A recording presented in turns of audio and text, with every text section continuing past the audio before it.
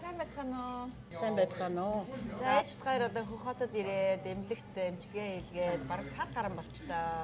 Ямар гоё Монгол хаалны газар ороод ирвэ тий. Харин ч бид нар ч одоо зөнд нэлээ олон хэд хонлоо. Янз янзын хоол идэж үзлээ.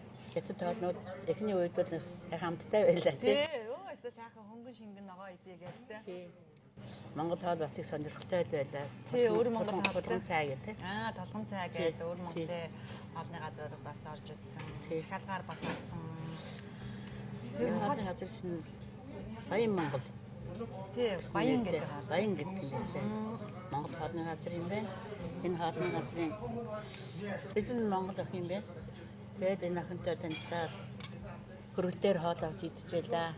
Өнөөдөр одоо удахгүй гарах юм чинь энэ гоё газраа үзье гэж ирээд гоё хоол идчихнэ.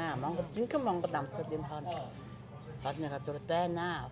Тэстэй Монгол хоолоо сансан үл энэ хоолны газар ирэхэд ямар хоол идэх боломжтой байна шүү. Tunгийн хаалганы дараа бол яхахгүй Монгол шүдээ уух, Монгол цайгаа уухд бол бас ингээд бүр настай хүнд Монгол шүдээ уугаад, төсөө гаргаад, Монгол болоо фигээ гаргаад, Монгол цайгаа уугаад сайхан байлаа. Өндөр гоё юм байна. Гүргэл дээр бас авч яхад амар юм байна тий. Эмнэлэгт одоо хэвтгэд хамгийн гоё нь бас ингээ эмнэлэгтээ маш чөлөөтэй орж гарна. За тэгээд хоол мол захиаж болно. Тэрээс аюу чөлөөтэй тэр нь бүр их гоё таалагдсан. Энэ хоолны газар чинь юу вэ? Ямар эмнэлэгт ойрхон гэлээ? Олон улсын юм. Олон улсын эмнэлэгт ойрхон гэсэн тий. За тиймэрхүү байна. За ингээд энд гараад явхад такси бидэн такси хөдлөлөө төвжрэл баах гоё юм байна.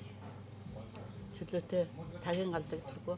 Тэр энэ зүгээр хоол идэж байгаа бичлэгээ маань хараад хөх хотод яг жинхэнэ одоо Монгол хоолоо хайж байгаа хүмүүс бас нэгэн ч хэсэг харах болтгоо гэдэг юм бичлэг хийж байгаа шүү дээ. Та бүхэндээ эрүүл их гэсэн яа, эрүүл байна гэдэг бол ерөөсөө энэ амьдралын хамгийн чухал зүйл шүү гэж хэлье.